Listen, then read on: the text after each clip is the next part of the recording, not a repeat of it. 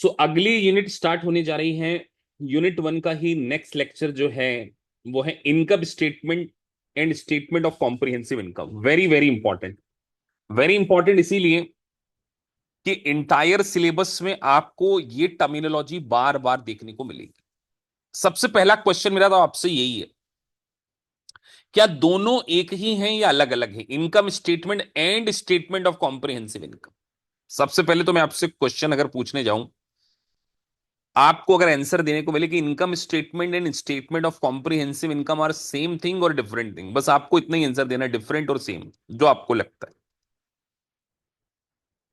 Both are different, so it is true, but we can say that कि थोड़ा बहुत different है।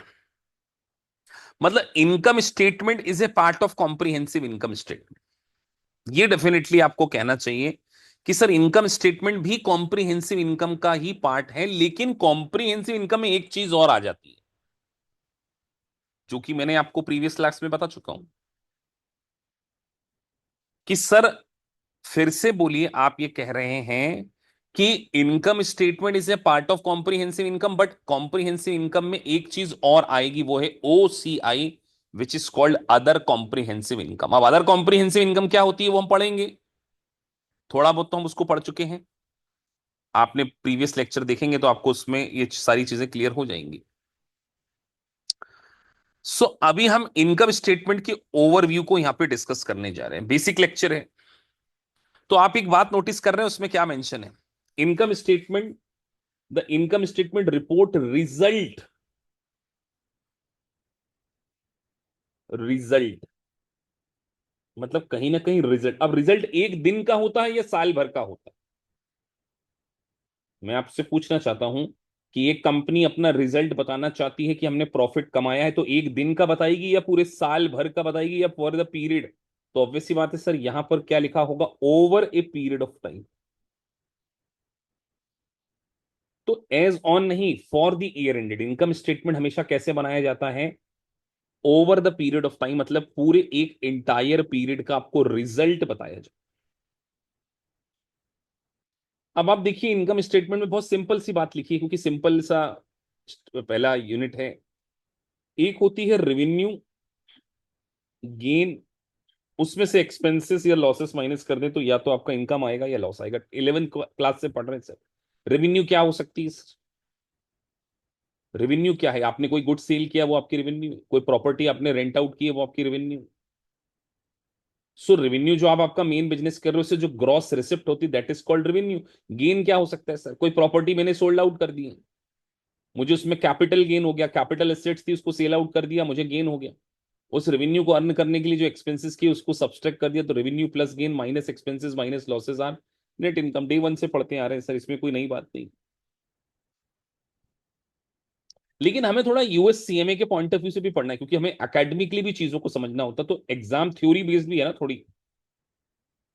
Revenue inflow और इनहेंसमेंट ऑफ एसेट्स, बड़ा इंपॉर्टेंट वर्ड है ये, इनहेंसमेंट ऑफ एसेट। अब मैं आपसे सिंपल सी बात पूछूं, आपको आपकी बुक्स में AR आते थे $100 के, एंड में $150 के हो गए। बताइए वन रीजन, रीजन बताना है।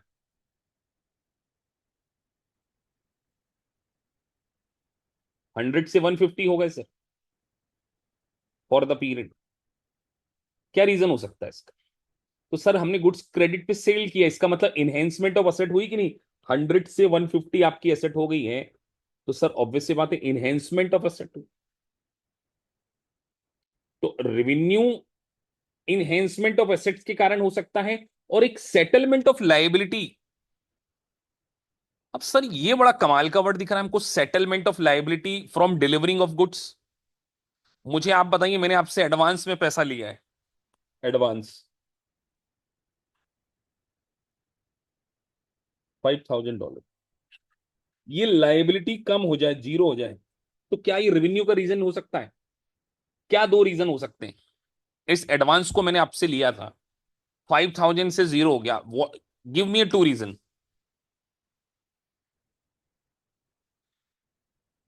मेरे को आपसे सिंपल दो रीजन चाहिए, मैं देखना चाहता हूं आप इस लेवल पर पहुंचे हैं कि नहीं। सर या तो हमने कोई गुड्स उसको डिलीवर कर दिया होगा, आपने उससे एडवांस लिया था ना सर, आपने माल तो नहीं बेचा था, तो अब आपने उसको गुड्स सेल कर दिया, तो वो लाइबिलिटी आपकी क्या हो गई, कम हो गई। या हमने क्या किया हो सकता है, दूसरा क्या रीजन हो सकता है, बहुत सारे बच्चों ने डिलीवरी ऑफ गुड्स लिख दिया या सेलिंग ऑफ गुड्स लिख दिया, ओके। और क्या रीजन हो सकता है, settlement of liability. Sir it may be possible हमने उसका रीपेमेंट कर दिया हो। अगर हमने पेड कर दिया तो वो रेवेन्यू थोड़ी है। तो sir revenue enhancement of assets और settlement of liability from delivering out goods और प्रोवाइडिंग ऑफ ए सर्विस हो सकता है। इसी तरीके से क्या रेवेन्यू के कारण हमारी कॉम्प्रिहेंसिव इनकम बढ़ेगी क्या, ट्रू फॉल्स। क्या रेवेन्यू हमारी कॉम्प्रिहेंसिव इनकम में आना चाहिए या नहीं आना चाहिए, अब अगला क्वेश्चन मेरा आपसे, आप सभी लोग आंसर देते जाइए। क्या revenue is a part of comprehensive income, yes और नो। डेफिनेटली सर, क्योंकि रेवेन्यू क्या है, सेल है, सेल किसका पार्ट है बेटा, इनकम स्टेटमेंट का पार्ट है, और इनकम स्टेटमेंट किसका पार्ट है, इनकम स्टेटमेंट भी तो पार्ट ऑफ कॉम्प्रिहेंसिव इनकम है। तो कभी भी एग्जामिनर गेन रेवेन्यू बोले तो आपको ध्यान से बोलना, गेन क्या होगा सर, इंक्रीज इन इक्विटी। आय हाय हाय सर, ये क्या बात लिख दी, equity increase is a gain. लेकिन साथ में एक बात लिखी, other than from revenue investment by the owner. बात कितने लोगों को समझ में आ गई, मेरी एक एसेट थी, मेरी एक एसेट थी, एसेट का बैलेंस था $5,000, को सोल्ड आउट कर दिया 7,500। तो ये तो गेन आ गया ना सर। क्या ये gain is a part of equity है, बहुत इंपॉर्टेंट क्वेश्चन पूछ रहा हूं मैं आपसे टेक्निकली। क्या ये पार्ट ऑफ गेन इक्विटी का है या नहीं है, कितने लोग बोलेंगे सर है या नहीं है। जिनको नो लगता है वो नो लिखें, मैं जानना चाहता हूं कितने लोगों को ये इक्विटी का पार्ट नहीं लगता। पहला लेक्चर आप भूल गए सर, इक्विटी का पार्ट, इक्विटी में क्या क्या चीजें आती है, ये गेन मुझे बताइए, क्या इनकम स्टेटमेंट में जाएगा या नहीं जाएगा, बस आपको मुझे ये बताना है। Gain is a part of income state, और income statement is a part of income, is a part of equity और नो। प्रॉफिट भी तो इक्विटी का ही पार्ट होता है। तो फिर आप क्यों बोलते हो कि सर असेट को बेचने पर जो गेन होता है वो इक्विटी का पार्ट नहीं है। तो लिखा तो है increase in equity gain other than from the revenue और इन्वेस्टमेंट बाय द ओनर। तो sir gain is a part of equity, सबको क्लियर हो गया ये बात कि सर अगर किसी एसेट को सेल करते हैं तो अल्टीमेटली प्रॉफिट होता है, और प्रॉफिट किसको होता है, प्रॉफिट किसका है, किसका है जल्दी बताओ बेटा, ऑनर्स का। और ऑनर्स के फंड को क्या बोलते हैं, इक्विटी। तो फिर आप क्यों कंफ्यूज हो जाते हो कि सर कोई हमने एसेट बेची वो उससे इक्विटी बढ़ेगी नहीं बढ़ेगी, आप क्योंकि डीप में नहीं सोच पा रहे ना।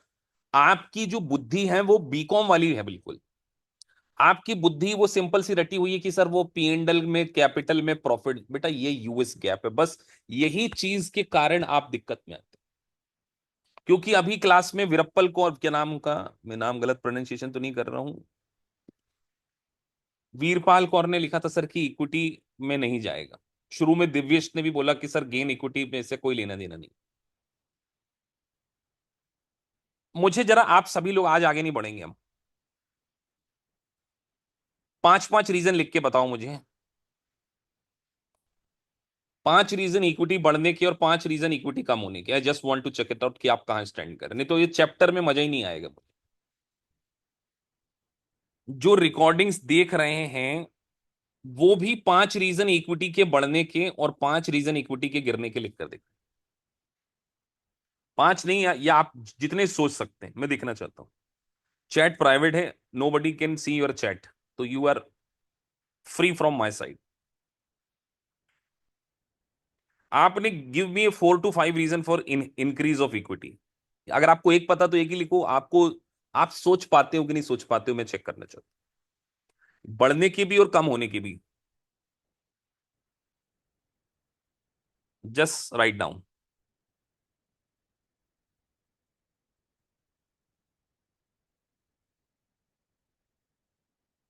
और एक एक करके मत लिखो, एक साथ लिखो बेटा, एक बार अपनी कॉपी पेन में लिख लो, नहीं तो पता चले 28 लोगों ने 5 लिख दिया तो 130 चैट कैसे पढ़ूंगा मैं? I am not able to read 130 chats at a single moment of time.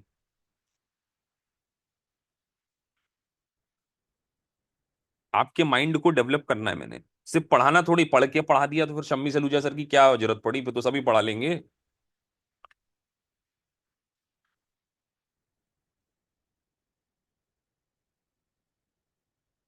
3 reason लिखे हैं पवन ने। रजनी एक ही लिख रहे हैं बस।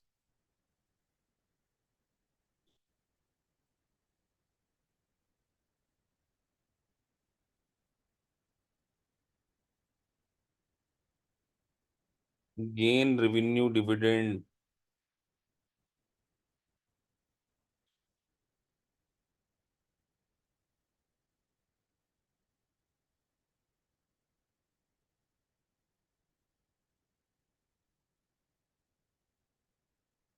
चलो हम लिखते हैं आज, एक लिस्ट बनाते हैं, है ना? बड़ा इंपॉर्टेंट लेक्चर है आज का।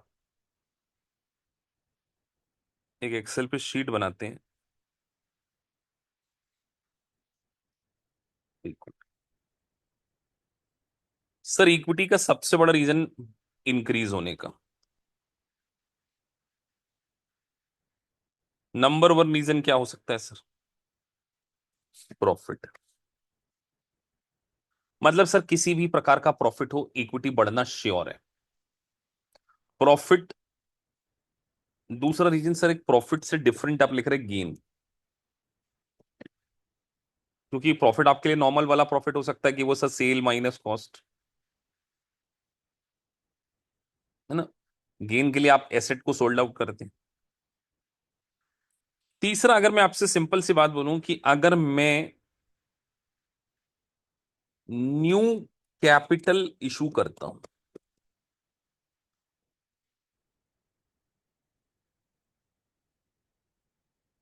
न्यू कैपिटल इशू करना मतलब नए शेयर इशू करना,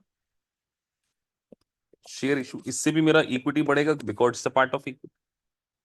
फोर्थ रीजन क्या हो सकता है सर? और इसके अलावा सर,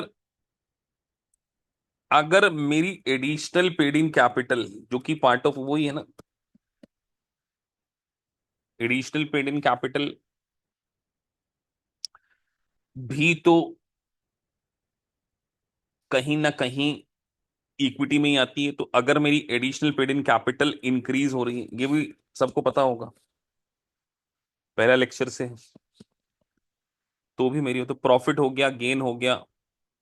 अब एक स्टूडेंट ने लिखा कि सर लायबिलिटी अगर कम होगी तो इक्विटी भी कम होगी। अब एक ने लिखा है, कैपिटल इशू में कॉमन स्टॉक आ गए।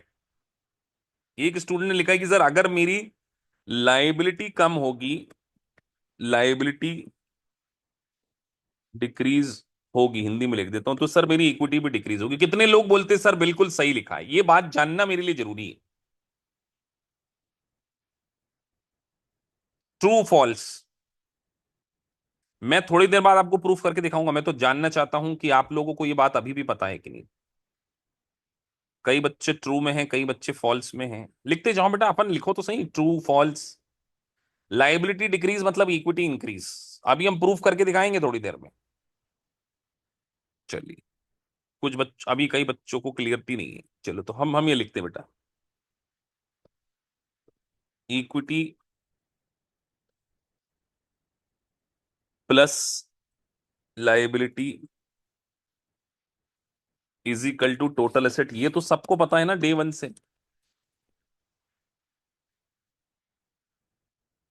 कोई ऐसा बंदा जिसको ये ना पता हो कि sir equity plus liability total asset? हाँ, अपने को पता। लिखो बेटा, यहाँ पे 1000 अपनी इक्विटी थी, लाइबिलिटी थी 50 की, और टोटल 150 की अपनी एसेट्स थी। कोई दिक्कत?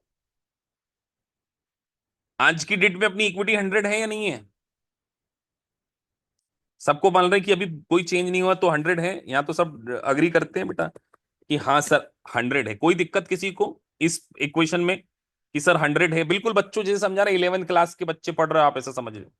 अब आप में से एक ने बोला सर लाइबिलिटी का पेमेंट हो जाएगा तो इक्विटी कम हो जाएगी, चलो करते हैं पेमेंट। लाइबिलिटी का पेमेंट करो बेटा, इक्विटी तो अभी भी 100 ही है, लाइबिलिटी को 40 कर दो। 10 का पेमेंट किया ना, लाइबिलिटी 10 से कम कर दी, इजिकल टू एसेट भी तो 10 से कम हो जाएगी। बताओ आज भी इक्विटी कितनी है? 100 ही। तो आप ये क्यों कहते हो कि लाइबिलिटी का पेमेंट कर देना इज डिक्रीज इन इक्विटी? कोई चेंज नहीं आता सर। कोई चेंज आया क्या? आप बताओ। पहले भी 100 थी सर, आज भी 100 है। इक्विटी पे कोई लाइबिलिटी का repayment is not a reason for, तो there is no change in equity. तो अब ऐसे ऐसा मत लिखा करो। सर पांचवा, अगर हम क्या बोनस शेयर दे दें, अब बोनस शेयर मतलब स्टॉक डिविडेंड, इसके कारण क्या इक्विटी पे चेंज होगा, बढ़ेगी कम होगी, कौन बताएगा? ये सारा रीजन आपको पता होना चाहिए, एग्जामिनर को पता है कि आप यहां स्ट्रगल करोगे। मैंने एक तरीके से बेसिक क्लास चल रही है हमारी, आप ये समझो कि ये बेसिक क्लास चल रही है। मैंने बोला ना इस बार मैं बेसिक क्लास साथ साथ में दे रहा हूं। तो सर सिंपल सी बात है, स्टॉक डिविडेंड के कारण कई बच्चे बोल रहे इक्विटी में इंक्रीज आ जाएगा, चलो। स्टॉक डिविडेंड के कारण इक्विटी में चेंज बता रहे हैं बहुत सारे बच्चे। अब स्टॉक डिविडेंड मतलब एक तरीके से बोनस शेयर। चलो सर, हमारे पास पहले कॉमन स्टॉक पड़े थे 10,000 के, और हमारे पास रिटेन अर्निंग पड़ी 20,000। तो हमारी इक्विटी तो पहले से ही 120 थी, 30,000 थी। अब मैंने बोनस शेयर रिटेन अर्निंग में से ही देना है। ये सिचुएशन बिफोर है, ये आफ्टर सिचुएशन। कॉम मैंने अपनी इक्विटी बोनस शेयर बांट दी 20 में से 5,000 की, तो सर कॉमन शेयर तो 15 हो गए। लेकिन सर रिटेन अर्निंग तो सेम, रिटेन अर्निंग चेंज हो गई। रिटेन अर्निंग मेरी आज 15,000 होगी, but still my equity is 30,000। तो फॉर्म चेंज हुआ, इक्विटी नहीं चेंज हुई, नो इफेक्ट। इक्विटी में कोई इफेक्ट नहीं। अब एक स्टूडेंट से मैं पूछूं कि सर केवल डिविडेंड बांटने से क्या होगा, चलो dividend distribution, what impact on equity, what impact on equity?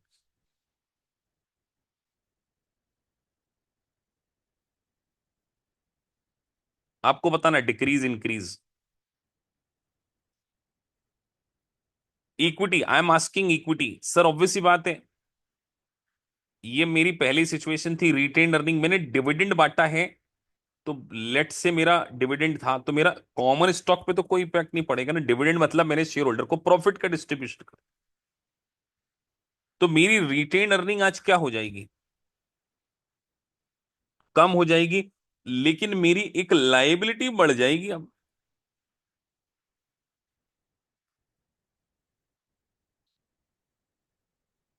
तो लाइबिलिटी इंक्रीज हो रही है और रिटेन अर्निंग कम हो रही है।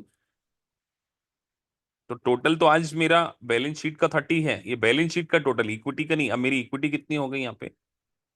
20। तो liability is not a part of, तो we can say that sir liability decrease का reason,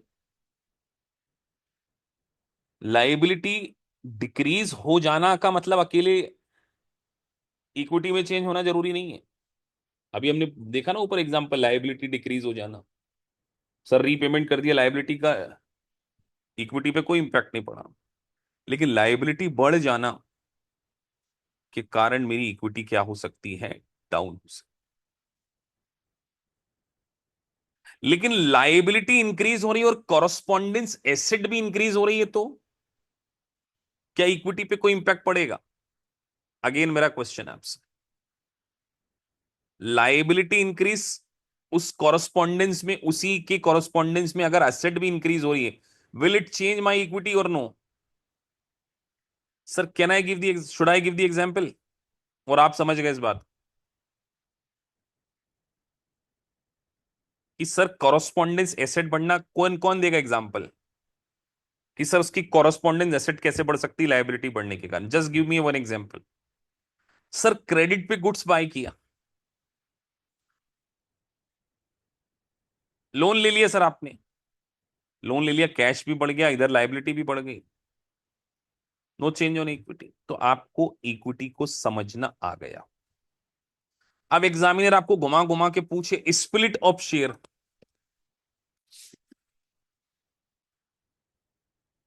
what impact on equity?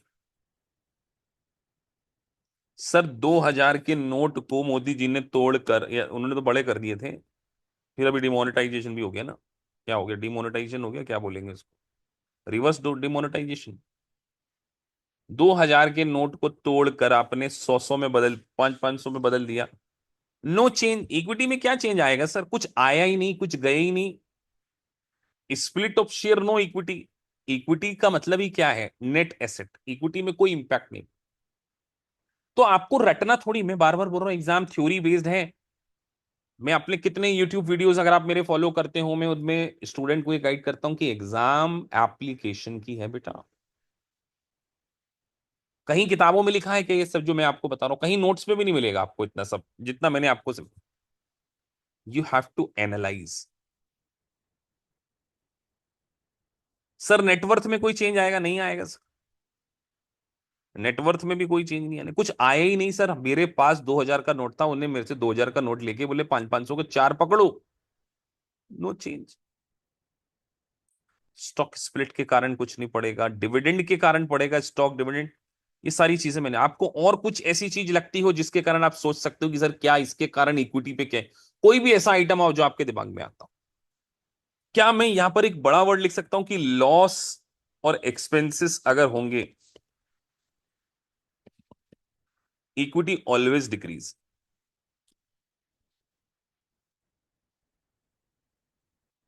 Can we say that? True और फॉल्स?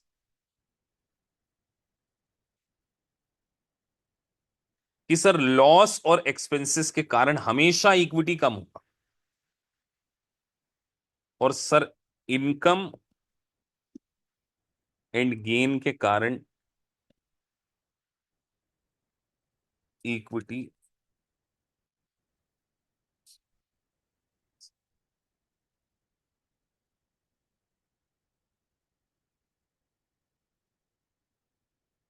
सर एक स्टूडेंट बोला रिडम्पशन ऑफ प्रेफरेंस शेयर के कारण इक्विटी डिक्रीज होगा, कितने लोग मानते हैं इस बात को?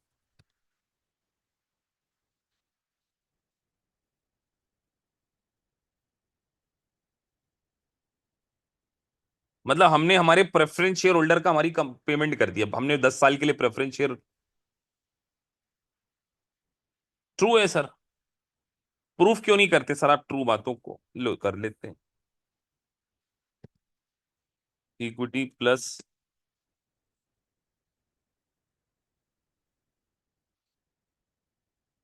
इक्विटी 100 की थी, लाइबिलिटी 20 की थी, ये 120। सर इक्विटी 90 की होगी, प्रेफरेंस शेयर थे 10 का पेमेंट कर दिया, प्लस 20, एसेट चले गई 110। लो पहले इक्विटी 100 की थी, आज 90 की।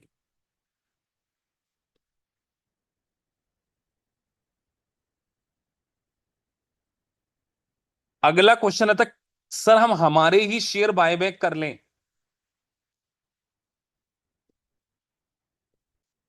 जिसका नाम क्या बताया गया है आपको? Treasury stock. What impact on equity? It will decrease और इट विल इंक्रीज, और no impact on equity? Sir जब हम हमारे ही शेयर खरीद लेंगे तो इक्विटी हमेशा डिक्रीज होगी। जनरल एंट्री क्या करेंगे सर?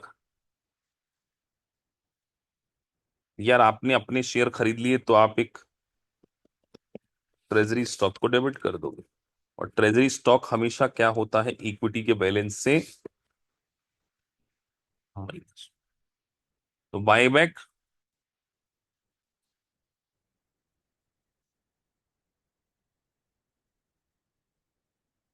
तो equity building. Is it clear to all of you? हाँ, इंडिया में इमीडिएट कैंसिल करते हैं वो मैटर, यूएस गैप। तो हो गया, इस बात समझ में आ गई होगी, बताइए। अब आज के बाद आपको कोई नींद में उठाकर भी अगर इक्विटी, इस लेक्चर को आप इक्विटी के नाम से, ऐसा कोई भी क्वेश्चन नहीं बन सकता जो मैंने इस 20 मिनट्स में कवर ना कर लिया। Believe me. आपने अगर इस लेक्चर को देखकर बहुत अच्छे से देखो, अब आप, अच्छा मैं आप लोगों से ये थोड़ा सा जानना चाहता हूं, आप लेक्चर देखने के बाद क्या करते हो? इमीडिएटली क्या करते हो, जरा चैट बॉक्स में लिखना। अब आप इस लेक्चर को देखोगे, क्या करते क्या हो आप लोग? अपना अपना लिखो, सब एक दूसरे का नहीं, क्या करते हैं सर, सीधे क्वेश्चन पे जंप। सीधे नहीं करना चाहिए आपको। अगर आप सीधे क्वेश्चन पे जंप करते हैं तो आपका score day by day decrease हो जाएगा बेटा। आपकी अप्रोच में आज आपको फिर से समझाता हूं, क्योंकि अभी अर्ली डेज ऑफ क्लासेस में है हम, तो हमें यह समझना पड़ेगा कि सर सबसे पहला काम, आपके 100% लेक्चर को देखना कंपलसरी है। भले आपके सारे एमसीक्यू सही भी हो जाएं, तो भी लेक्चर देखना इसलिए जरूरी क्योंकि उस लेक्चर में हो सकता है कोई एडवांस बात बताई हो जो आपको फ्यूचर में काम आने वाली हो। दूसरा सर, आपको 100% रीडिंग ऑफ बुक्स करना चाहिए after watching my lecture. Sir कौन सी बुक? कोई बुक नहीं करना, मेरे नोट्स जो मैं आपको इतने कलरफुल नोट्स दे रहा हूं, इसी को आपने पढ़ना, 100% ये पढ़ लेना चाहिए। मेरा 1 घंटे से ज्यादा की क्लास में लेता ही नहीं हूं, मेरे को पता है कि 1 घंटे से ज्यादा आप लोगों का पेशेंस ही नहीं है कि आपका, क्योंकि ऑलरेडी प्रीवियस बैचेस की रिकॉर्डिंग है, जिसको जल्दी पढ़ना हो वो they can watch all the previous lectures, मैंने ही पढ़ाई हुई। लेकिन अगर आप लाइव क्लास में आ रहे हैं तो 100% लेक्चर को देखिए, 100% रीडिंग कीजिए। और तीसरी स्टेप आपकी होनी चाहिए, मेक शॉर्ट नोट्स।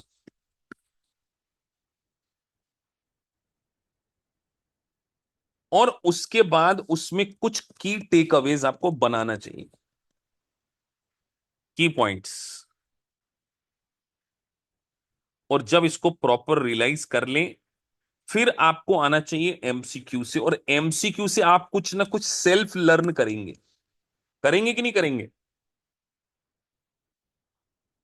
या कुछ तो एमसीक्यू में भी आप सीखोगे ना करते हुए, while solving lot of MCQs you will learn lot of things.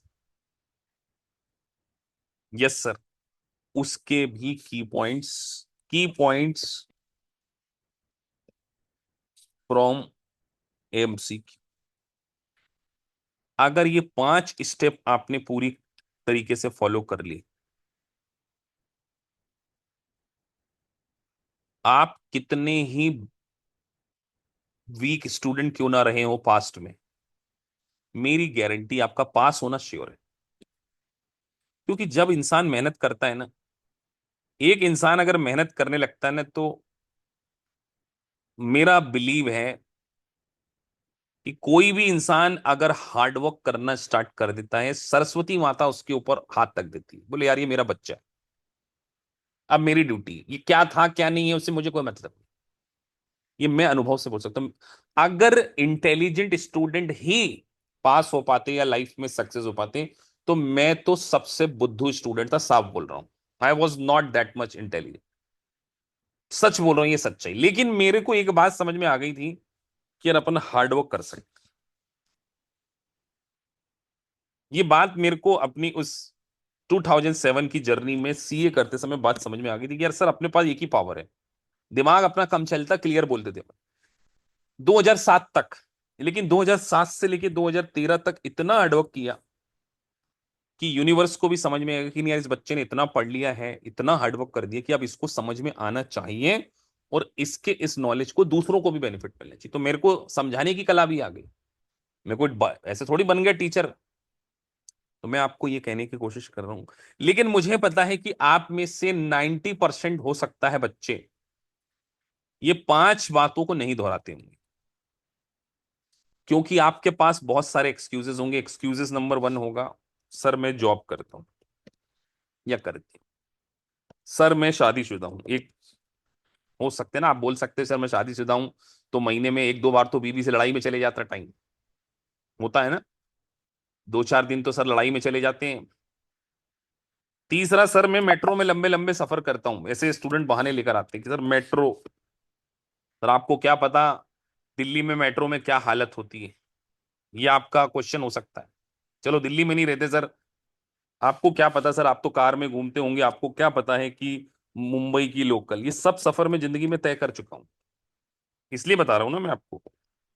किसी जमाने में मोती नगर से ओखला जाता था मैं मेट्रो में बैठ के सुबह 7 बजे, सुबह मतलब मुझे निकलना पड़ता था 6:30, ताकि मैं 9 बजे तक ऑफिस पहुंच सकूं। और वो ई रिक्शा चलते ना, वो भगदड़ मचती 10-10 रुपए में, वो सब जिया हुआ मैंने अपनी जिंदगी में। मेट्रो में भी मैंने किसी जमाने में, तो ये सब मेरी जिंदगी में हो चुका है। तो आपके इस दर्द को मैं समझता हूं, उसके बावजूद भी मैंने भी जिंदगी में पढ़ाई करी। तो आप ये जो एक्सक्यूज है, मेरी जॉब है, मेरी शादी हो गई, मेरे 2-3 बच्चे हैं, ऐसा, हाँ एक बच्चे, एक ये हाउस वाइफ ये बहाना लेके आती, sir we have a kids, sir we have to make roti, household chores. ये सब आपके एक्सक्यूजेस हैं इसको ना करने के। और यही एक दिन एक्सक्यूजेस आप इसको करते जाओगे, डिले करते जाएंगे, और फिर आपका मन खत्म हो जाएगा और आप एग्जाम भी नहीं देंगे। ऐसा कुछ लोग करेंगे, लेकिन जो ये सारी चीजें करेगा, 100% lecture, reading of books, make short notes, की पॉइंट्स फ्रॉम एमसीक्यू, अगर आप ये करते चलोगे अगले 1 साल, 12 मंथ, ज्यादा नहीं कर, निश्चित है ये डेजिग्नेशन आपको मिलने वाला है, निश्चित। अब देखते हैं कि आप लोग कितने लोग करते हैं। इसके अलावा किसी के पास कोई और बहाना, जॉब, शादी, मेट्रो, मुंबई सिटी, बच्चे, अर्ली जॉब, 2-4 और रीजन हो सकते हैं सर। वो हमारे जो मैनेजर हैं, सीनियर है, वो हमको बेजबरन डिप्रेशन में भी तो डाल देते होंगे ना, 2-4 बार हर्ट भी तो होते होंगे। अब हर्ट, ब्रेकअप हो जाता होगा कुछ का, कुछ की लड़ाई हो, ये यही सारे रीजन होते हैं। और क्या होते हैं एक्सक्यूज में, इससे ज्यादा क्या रीजन होगा? सास बहू की लड़ाई ज्यादा से ज्यादा, ननद ने परेशान कर दिया, बहू ने परेशान कर दिया, शादीशुदा लोगों को। नींद बहुत आती है, हाँ नींद भी आती है। तो ये सारे रीजन आपको छोड़ने पड़ेंगे। हाँ, एक इंस्टाग्राम भी एक रीजन हो सकता है, और जो रील बन रही है ना आजकल, ये भी एक वन ऑफ द रीजन है। ये सब छोड़ना पड़ेगा। इनके ऊपर अगर आपने कंट्रोल कर लिया, तो आपका सीएमए बनना शुरू। तो आज मैंने आपको इक्विटी समझाया है और आपको एक अप्रोच बताई है। अब आप खुद करके देखना, जब एमसीक्यू करेंगे ना, जब इक्विटी के क्वेश्चन आएंगे, तो जो लेक्चर मैंने आपको दिया है आज, अगर आपने उसको सही से समझा, सिंगल क्वेश्चन भी नहीं होगा जो आपसे ना बने। तो इक्विटी में आज के बाद आप पूछेंगे तो नहीं, अच्छा इक्विटी का दूसरा नाम क्या है बेटा? Net asset. इक्विटी का दूसरा नाम है नेट एसेट। इक्विटी कहां पर आता है, बैलेंस शीट में आता है या पीएनएल में आता है? अगला क्वेश्चन। अगर एग्जामिनर आपसे यही पूछ ले कि sir equity is a part of balance sheet और comprehensive income, comprehensive income statement, तब क्या बोलेंगे आप?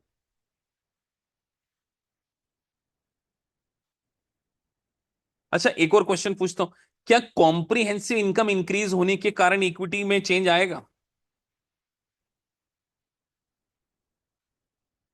क्या कॉम्प्रिहेंसिव इनकम में चेंज आने के कारण इक्विटी में चेंज आएगा? सर डेफिनेटली आएगा, डेफिनेटली आना चाहिए। क्योंकि सर कॉम्प्रिहेंसिव इनकम भी किसका पार्ट होता है? एक सेकंड, थोड़ा सा कनेक्शन लूज हुआ है।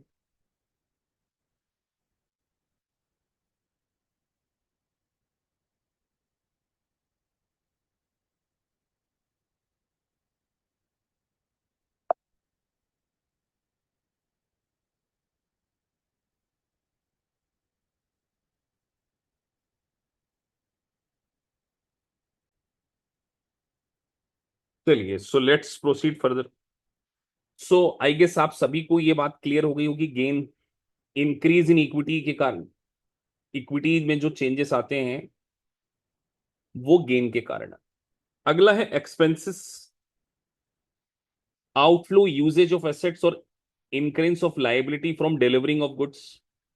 सो ऑब्वियस सी बात है सर, आप अगर एसेट को यूज कर रहे हैं, लाइक डेप्रीशिएशन, उसके कारण आपका लॉसेस हो सकता है। एक्सपेंसेस आप यूजेज ऑफ एसेट्स के कारण हो सकता है। Incurrence of liabilities from delivering of goods और सर्विसेज, अगर आपने परचेस किया है, गुड्स बाय किया है, तो उससे आपकी एक्सपेंसेस बढ़ेगा। अब आप ये बोल सकते हैं कि सर बाय करने से तो हमारी एसेट बढ़ना चाहिए, इन्वेंट्री। हाँ, मतलब वो भी कह सकते हैं, पर आपने उस गुड्स को यूज कर लिया, सो एक्सपेंसेस आपका। लॉसेस डिक्रीज द इक्विटी, अभी हम पढ़ चुके हैं। लॉसेस के कारण इक्विटी क्या होने वाला है, डिक्रीज होने वाला। This is very very important topic, exclusion from income. एक एक चीज को बहुत ध्यान से समझना है। Understanding the income exclusion, very very income. अगर यहां पर ये बात लिखी है कि एक्सक्लूजन फ्रॉम इनकम, तो मैं आपसे पूछना चाहता हूं, क्या ये जो आइटम्स लिखी है ये कॉम्प्रिहेंसिव इनकम का पार्ट होंगे या नहीं होंगे? मेरा आप लोगों से question, suppose that they are saying exclusion from income, it will be part of a comprehensive income or not?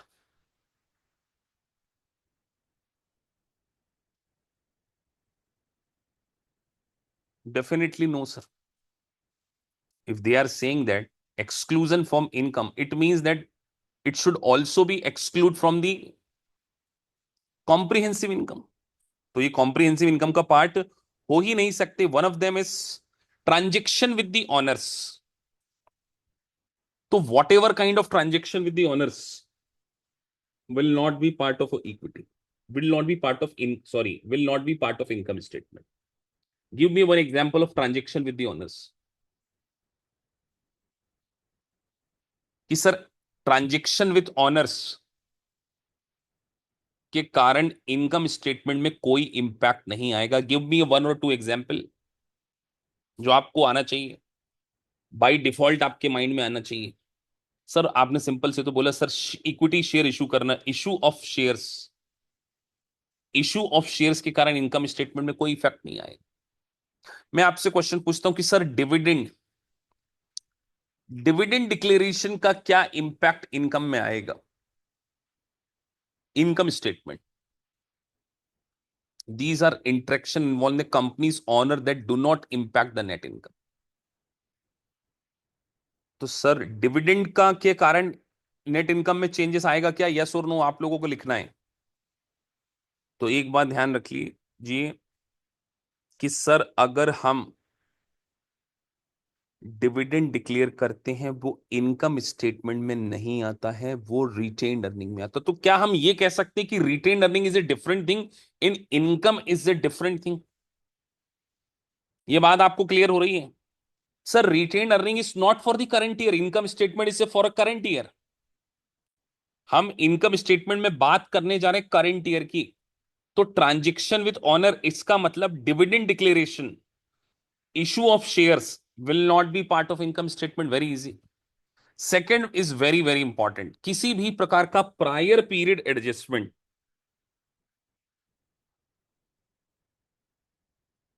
Like error correction, बस इसी को समझाऊंगा मैं।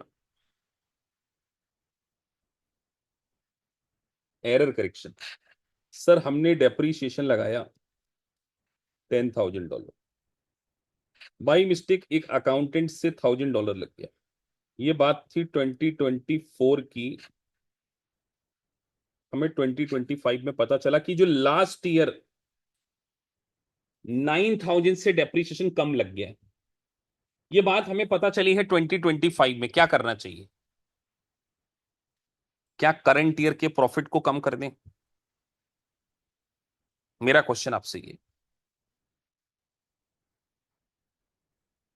क्या हमें पिछले सालों की गलती पता चलती है? Let's say last year depreciation जो था वो अंडर था, अंडर चार्ज था फ्रॉम 9,000, तो सर उसका इंपैक्ट कभी भी करंट ईयर के प्रॉफिट में नहीं दिया जा सकता।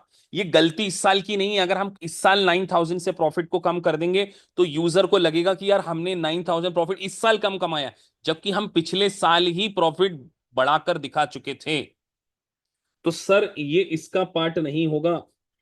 एरर करेक्शन कभी भी इनकम स्टेटमेंट का पार्ट नहीं होगा। तो सर फिर किसका पार्ट होगा? ये बड़े अक्षर में लिख लो, आर ई, रिटेनर। तो याद रहेगा सर एरर करेक्शन। दूसरा है changes in accounting principle which are specifically detail in sub unit 1.4। हम डिस्कस करेंगे, लेकिन क्या अभी के लिए आप लोग याद रख सकते हैं sir changes in accounting policy is not a part of income statement for a time being. क्या याद रखने की बोली मैंने आपसे? क्या याद रखने को बोला है कि sir effect of changes in accounting principal is not a part of income statement. Sir क्यों? समझेंगे ना बेटा, अभी हर सारी चीजें आगे नहीं। सर छोटा सा कोई एग्जांपल देते थे, हमें तो जल्दी है, हम तो नहीं मानना चाहते ना। सुन लो बेटा, इन्वेंट्री वैल्यूएशन की मेथड चेंज कर रहे हो। पहले आप वेटेड एवरेज मेथड चलाते थे, now you are going to decide कि अब हम सर वेटेड एवरेज नहीं फीफो मेथड को फॉलो करेंगे। नाउ यू आर, आप चेंज कर रहे हैं अपनी अकाउंटिंग पॉलिसी। तो जो अकाउंटिंग पॉलिसी के कारण इन्वेंट्री की वैल्यू में चेंज आया, उसका इफेक्ट आप करंट ईयर में नहीं देने वाले। बात समझ में आ गई? आगे वो डिटेल में समझेंगे। सर रिटेन अर्निंग कहां शो होती है? Very good question. सभी लोग बताइए रिटेन अर्निंग कहां पर शो होती है? और आपको पता है सबको? कितने लोग बोलते हैं कि सर इनकम स्टेटमेंट में आती है retain earning? Sir retained earning is a part of equity. और इक्विटी कहां आती है बेटा? अभी आपने रजनी पूछा इक्विटी कहां आती है। सर इक्विटी आती है बैलेंस शीट की। तो जो रिटेन्ड अर्निंग होता है वो इनकम स्टेटमेंट का पार्ट नहीं होता, वो पास्ट के प्रॉफिट्स होते हैं। वो कब के प्रॉफिट्स होते हैं? पास्ट के प्रॉफिट्स। तो पास्ट के जो भी प्रॉफिट्स होंगे, तो सर दो बातें हमने याद रखी, एरर करेक्शन और चेंजेस इन प्रिंसिपल। तीसरा item reported initially in OCI. ओ सर ये तो बड़ी खतरनाक लग रही है बात, थोड़ी देर के लिए छोड़ दो, आज नहीं नेक्स्ट लेक्चर में समझाऊंगा। Item reported initially in OCI, देखो क्या क्या लिखा है। These item are initially reported in a separate section of equity and do not effect net income. Sir ये बात तो हमको रट रट के भी समझ में नहीं आई है। नहीं समझ में आई ना क्लास में किसी को? और आना भी नहीं चाहिए बेटा, आ गई तो फिर आप गलती आया होगा समझ में आप। मैं तो नहीं मान सकता कि किसी को आ गया हो। नहीं आया बहुत अच्छी बात है, मैं खुद चाहता हूं कि आपको समझ में ना आया भी। अभी के लिए छोड़ना है सिर्फ। लेकिन इस पॉइंट को हम छोड़ नहीं रहे हैं, डिले कर रहे हैं। छोड़ेंगे कुछ भी नहीं। नेक्स्ट लेक्चर इसी से शुरू होगा, item reported initially in other comprehensive. लेकिन पहले उसको पढ़ें। Transfer to and from appropriate retain earning. अब मैं आपसे क्वेश्चन पूछता हूं, आपके पास पिछले साल का बहुत सारा प्रॉफिट पड़ा हुआ था, लेट से 10 लाख। आपने सोचा कि इस 10 लाख के प्रॉफिट से हम फ्यूचर में डिबेंचर होल्डर्स का पेमेंट करने वाले। आपने क्या किया? ये क्या किया? क्या आपने यहां पर, मैंने आपसे एक सिंपल सी बात पूछी कि सर हमारे पास लेट से ये रिटेन्ड अर्निंग में $1 लाख का पेमेंट पड़ा हुआ है। हमने बोला यहां से उठा के इसको ट्रांसफर करो 30,000 कहीं और इसके लिए डिवेंचर फंड बना दो। आपने किया क्या? बस मैं आपसे ये पूछना चाहता हूं, इतना बता दो आपने क्या किया। सर हमने एप्रोप्रिएशन किया। बड़ा इंपॉर्टेंट वर्ड एप्रोप्रिएशन। एक होता है चार्ज और एक होता है एप्रोप्रिएशन। सर अल्टीमेटली पहले से किसी कमाए गए प्रॉफिट को किसी और पर्पस के लिए रख, मतलब ऐसा सोचो कि आपके जेब में $1 लाख पड़े थे, आपने एक पॉकेट से उठाकर नीचे वाली पॉकेट से उठा के ऊपर वाली पॉकेट में रख दी। बताओ ऊपर वाली पॉकेट में क्यों रखे, कौन बताएगा रीजन? मैं आपसे पूछना चाहता हूं, आपके जेब में 1 लाख रुपए पड़े थे नीचे, आपने उसमें से 1 लाख रुपए उठा के 30,000 ऊपर की पॉकेट में रख दिए, वो आज भी आपका प्रॉफिट है या नहीं है, कि किसी और का है?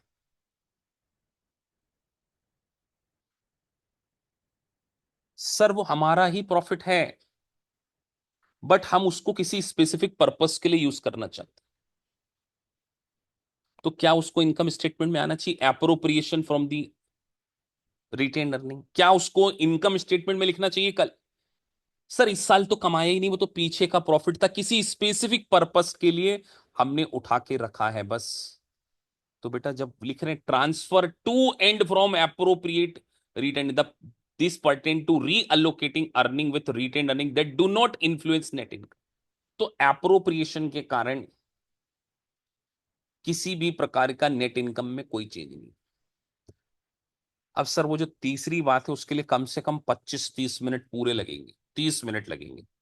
सिंपल सी बात में समझाने में मेरे को मजा नहीं आएगा कि मैं सिर्फ इतना लिख दूं, item reported initially other comprehensive, समझ। लेकिन अभी इतना याद तो रख सकते हैं कि सर आप ऐसा कहना चाहते हैं कि कोई आइटम ओसीआई में पड़ी हुई है पहले से। देखो लिखा है ना, item reported initially in OCI reported in separate section of the equity do not effect net income. तो मैं आपसे ये बात कहूं कि सर अगर ऑलरेडी कोई ओसीआई में पड़ी है तो वो कभी भी ओसीआई से नेट इनकम में नहीं आती, इतनी बात याद रखोगे। विद एग्जाम्पल, एक नहीं दो एग्जाम्पल देखे मैं आपको 25-30 मिनट में पूरी जनरल एंट्री के थ्रू नेक्स्ट क्लास में आपको ये समझाऊं। और नेक्स्ट क्लास में आपको पूरा का पूरा इफेक्ट भी समझ में आएगा, और इसके ऊपर मैं आपको क्वेश्चन भी पूछूंगा। तो ये इस सेगमेंट को हम क्या करेंगे, जो हमारी नेक्स्ट क्लास है, जो कि थर्सडे को है आई गेस,